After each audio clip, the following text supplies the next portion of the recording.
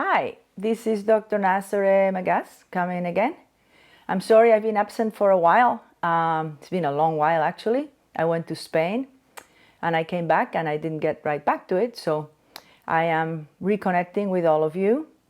And I'm going to be talking today about, starting to talk about two topics. Again, topics that are big deals, but I will elaborate in further continuing videos. So one piece of information that I want to share is something that is not often known because it's counterintuitive.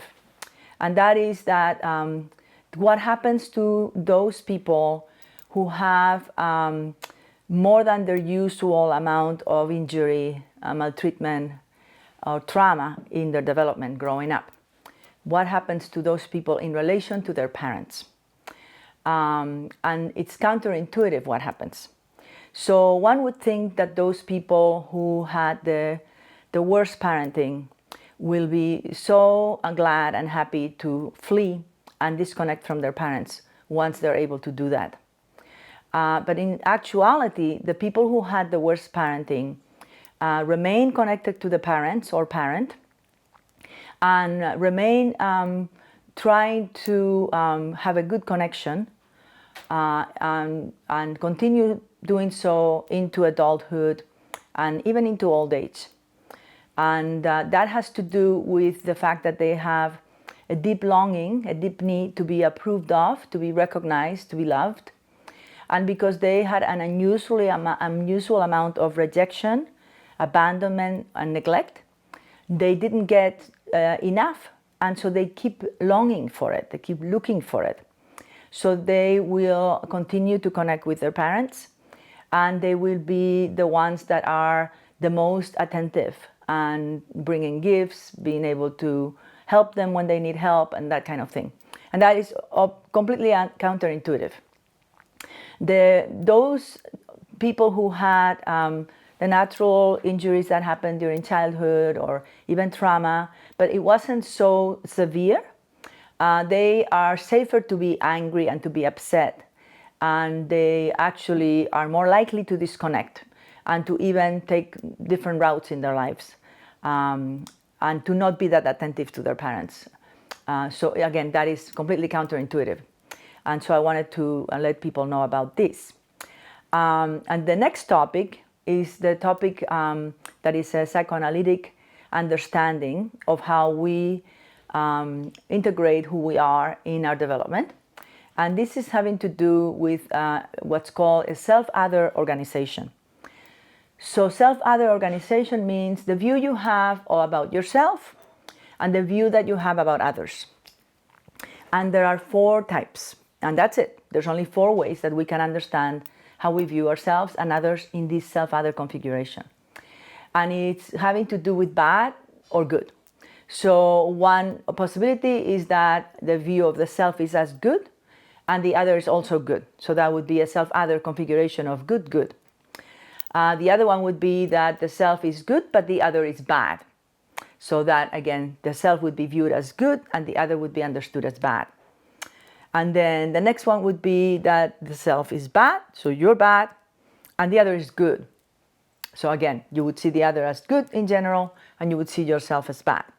And the last one, and it's the worst of it all, is that you are bad and the other is bad also. So the reason I'm connecting the first topic with this one is because this connects to when I talked in earlier videos about the kind of person that comes to us with problems and complaints and difficulties with someone else, and that we can see that the someone else is not treating them right, and that for whatever reason, which I explained a little bit in a previous video, even though they can understand that logically, they know what we're saying is correct in terms of not continuing the relationship with the person or letting the person know that they need to be treated differently or whatever. I talked in another video, I think it was the second or the third, about why some people have difficulty following our suggestions or our advice. This connects to that, and it connects to the first comment I made, which is the kind of children that developed in very, very negative environments where they continue to seek the approval and the connection with the parent into eternity. And they can continue till the parent is dead and never get it. They never get the approval, they never get the love, they never get the acceptance, but they continue to seek it. So I'm introducing the self-other configuration to connect it to this item, which is the item of those people, the counterintuitive idea that they continue to seek a parent in spite of being treated poorly, not only in childhood, but beyond. And that is because that self-other configuration is that the other is good and the self is bad. So when that happens, this is not something that we're conscious of, but we have organized our view of others in childhood as though the other was good, the parent was good. And this happens in extreme cases.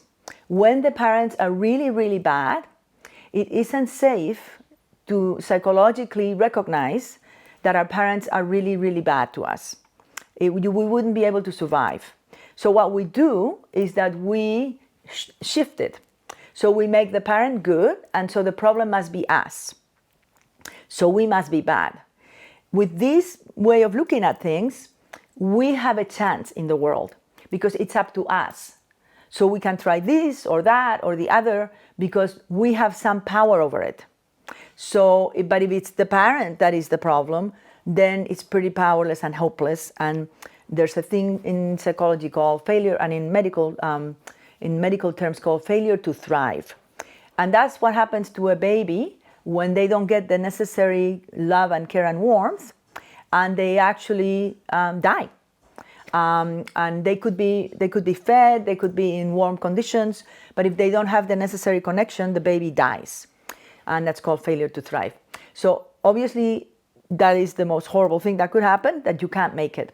So one of the ways that children manage to survive very bad conditions is by doing this shift that I'll also give you this term to elaborate on another video, that's called the moral solution.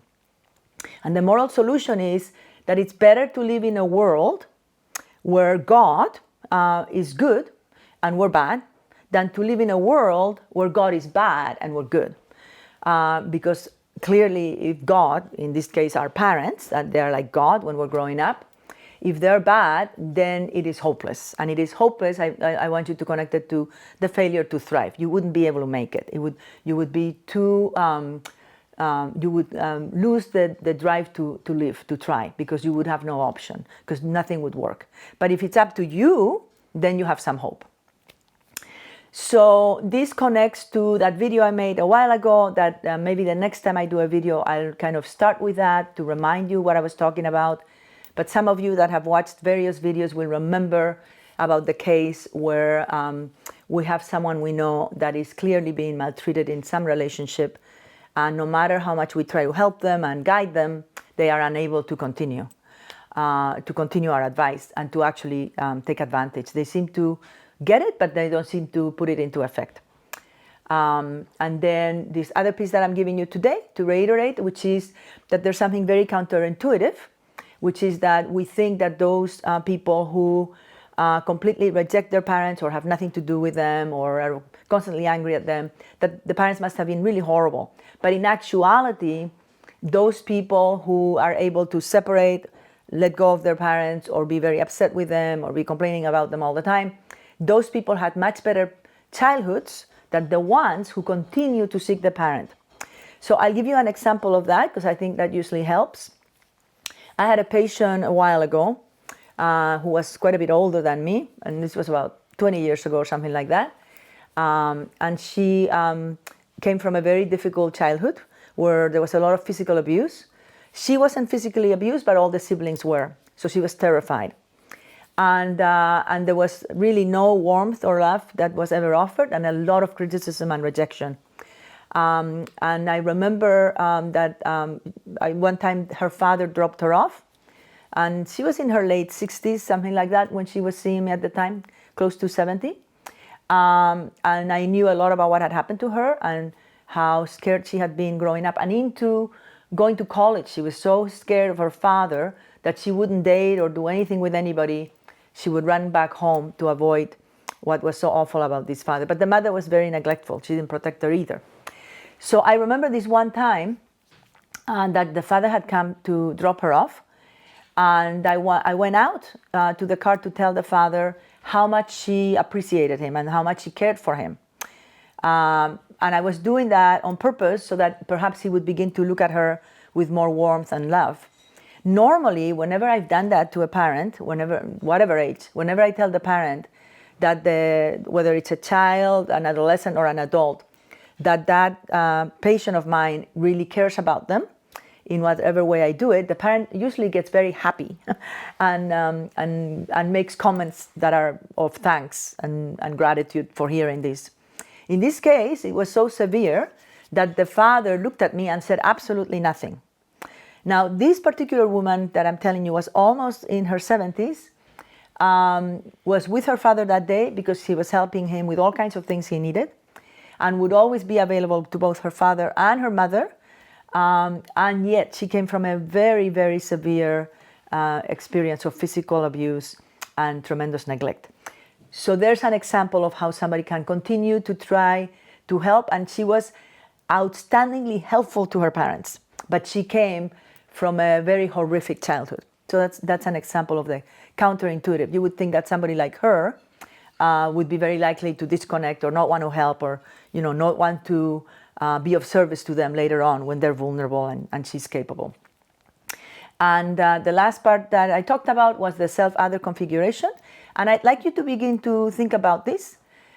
So just to finish up a little bit on that with an example of that, I've given you an example of the first one, which is when the self is bad and the other is good.